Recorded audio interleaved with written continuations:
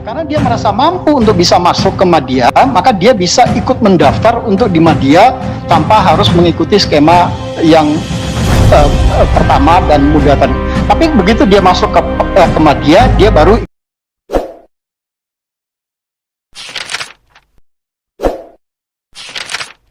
proses rekrutmen P3K ini. Kemudian kalau kontraknya habis terus harus berhenti, mulai lagi ujian lagi. Tidak, Ibu. Jadi mereka automatically akan diperpanjang. Kecuali, jadi di P3K itu diberikan fleksibilitas, dia bisa memilih jabatan. Itu kelebihan antara P3K dengan PNS. Kalau PNS itu dia mulai dari nol dan dia setiap 3 tahun, 4 tahun baru bisa naik pangkat.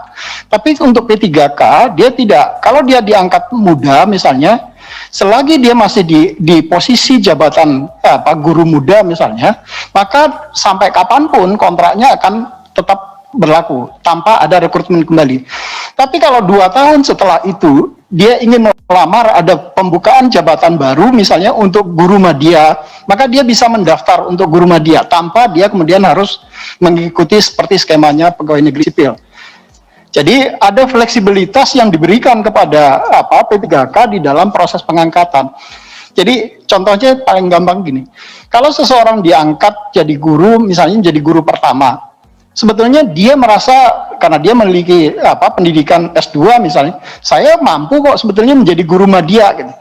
Padahal kalau untuk mencapai ke media, dia harus dari pertama masuk ke muda dulu, terus baru ke media. Gitu. Nah, karena dia merasa mampu untuk bisa masuk ke media, maka dia bisa ikut mendaftar untuk di media tanpa harus mengikuti skema yang pertama dan muda tadi. Tapi begitu dia masuk ke media, dia baru ikut seleksi kembali karena dia berada di level jenjang jabatan yang berbeda. Tapi kalau dia masih di level jenjang jabatan sama-sama pertama, maka kontraknya tidak akan pernah diberhentikan atau tidak akan pernah putus bagi yang bersangkutan. Jadi sampai usia 60 tahun batas usia pensiun yang ditetapkan. Jadi sampai dengan batas usia pensiun yang ditetapkan yang diatur di dalam PP 49 2018. Jadi tidak ada pemutusan hubungan kontrak kecuali kalau yang bersangkutan kena sanksi hukum pidana misalnya. Jadi itu sebabnya yang tadi juga terkait dengan pertanyaannya Pak Andreas, apakah ini kemudian yang menyamakan atau yang membedakan itu apa sih sebetulnya selain tunjangan gaji, tunjangan guru dan segala macam, gaji, tunjangan dan hak pensiun yang sebetulnya tidak mereka dapat. Sebetulnya yang juga ini selalu berkali-kali disampaikan oleh Pak Kepala, tunjangan pemberian pensiun itu sebetulnya sekarang teman-teman di Kementerian Pan-RB, BKN sedang mencoba merumuskan pemberian skema tunjangan pensiun bagi P3K. Toh sebetulnya kalau di pegawai negeri sipil misalnya, pemberian tunjangan pensiun itu atau uang pensiun itu kan diberikan karena mereka membayar iuran yang dipotong dari gajinya setiap bulan. Nah, P3K ini juga sebetulnya bisa diterapkan mekanisme atau skema yang sama. Kalau mereka bersedia kemudian gajinya dipotong setiap bulannya, kemudian dia membayar ke Taspen misalnya, nanti Taspen bisa kemudian menetapkan untuk pembayaran pensiun bagi yang bersangkutan. Nah, ini skema yang sebetulnya yang selalu disampaikan oleh Pak Kepala itu tidak ada sebetulnya perbedaan antara P3K dengan ASN dengan PNS. Yang membedakan adalah di P3K itu ada flexibility sebetulnya di sisi jabatan. Di PNS nggak bisa. Jadi orang kalau masuk golongan sarjana baru diangkat golongannya 3A, ya dia harus mengikuti mekanisme 3A, 3B, 3C, 3D sampai dia terus sampai dengan usia batas pensiun. Nah, P3K tidak seperti itu. Itu fleksibilitas kemudahan yang diberikan kepada P3K. Tapi ada persyaratannya. Persyaratannya itu adalah apa? Untuk menjadi P3K dia harus profesional. Dia harus memiliki kompetensi yang sesuai dengan bidang jabatan itu. Jadi tidak bisa kemudian orang yang tidak memiliki kompetensi kemudian bisa menduduki jabatan itu. Itu sebabnya kenapa kalau dia masuk level jenjang jabatan yang berbeda, seleksi diulang kembali di situ. Kalau dia dalam jenjang jabatan yang sama, maka kontraknya tidak akan putus kecuali ada pelanggaran yang sesuai dengan PP 53 2010. Mungkin itu Bu Ketua tambahan dari kami. Terima kasih. Assalamualaikum warahmatullahi wabarakatuh. Luar biasa Pak Suharmen. Jadi inilah yang mungkin tidak pernah juga didengar oleh teman-teman P3K, sehingga teman-teman guru honorer ini seperti pokoknya kalau nggak PNS nggak, kan ada yang sebagian begitu. Ada yang mengatakan kalau kita disuruh tes ya pasti kalah, tapi kemudian sudah disolusi oleh teman-teman dari Dirjen GTK. Nah, ini ternyata lebih menarik menjadi P3K, ya, karena tidak harus menunggu 4 tahun. Kalau ada tawaran jabatan pada 2 tahun berikutnya bisa mendaftar. Nah, mungkin saya mewakili teman-teman dari guru honorer ini pengen bertanya, kan ini hal baru, Pak. Saya juga baru dengar. Saya yakin teman-teman ini bertanya itu juga karena baru dengar. Dan ini adalah hal yang luar biasa. Jika pada saat proses pendaftaran yang baru, nih misalnya saya nih pegawai P3K, kemudian ada mau menjadi guru madya, daftar saya. Sekarang saya posisi guru muda P3K.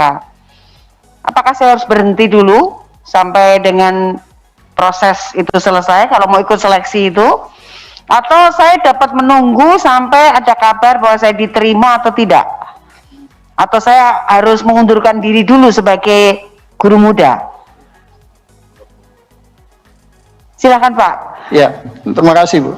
Jadi memang seseorang itu tidak boleh menduduki jabatan yang sama. Ya. Pada posisi satu orang menduduki jabatan yang sama, itu tidak diizinkan. Jadi apakah kemudian pada saat yang bersamaan dia kemudian bisa apakah dia harus mengundurkan diri terlebih dahulu atau sebetulnya menunggu sampai dengan proses pengumuman yang bersangkutan diterima. Ya. Nah, teknis ini sebetulnya belum ada permenpannya. Tetapi sebetulnya di dalam PP 49 2018 itu seseorang kemudian bisa sangat fleksibel, dia mengambil jabatan apapun yang dibuka kalau dia memang merasa mampu untuk menduduki jabatan itu. Nah, aturan teknisnya bisa nggak sih dia kemudian apakah dia bersangkutan harus diberhentikan dulu kemudian baru dia mendaftar?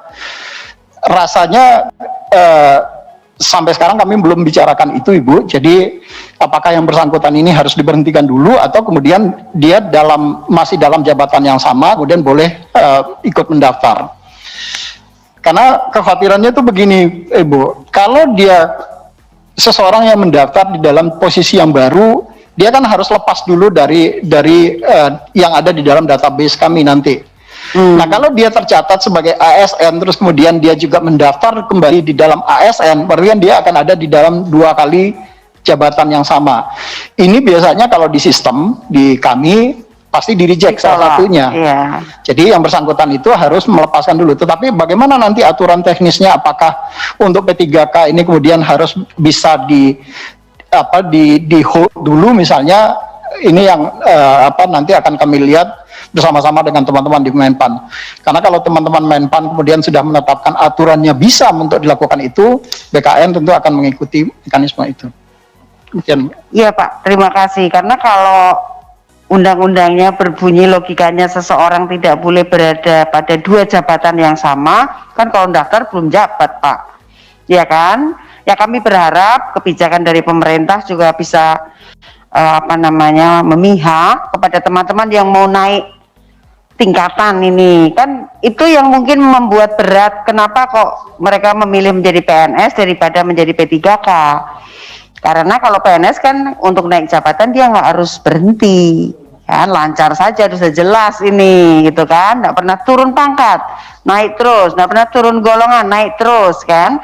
Inilah yang kemudian teman-teman P3K ini merasa lebih nyaman jika menjadi pegawai negeri. Tapi kalau ini bisa kemudian dibuat kalau mendaftar sebelum ada pengumuman lulus atau tidak lulus, ya kamu tetap bisa bekerja dan terima gaji. Saya kira ini mereka akan sangat bersyukur untuk itu.